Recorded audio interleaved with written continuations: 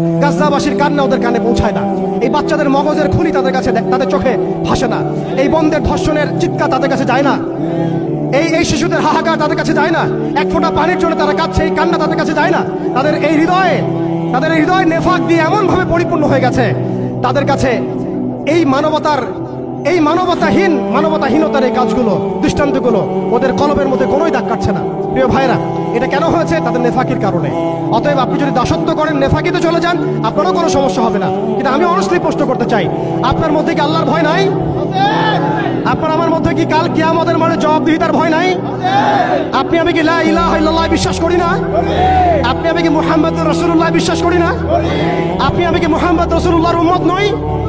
অতএব আমরাও কখনোই কারো দাসত্বের দিকে যাবো না ইনশাআল্লাহ। আমরাও ইনশাআল্লাহ তাআলা পশ্চিমকালে এই জায়নিস্ট মুভমেন্টের, এই পশ্চিমাদের, এই দাজ্জালের অনুসারীদের দাসত্বের মধ্যে কখনো যাবো না ইনশাআল্লাহ।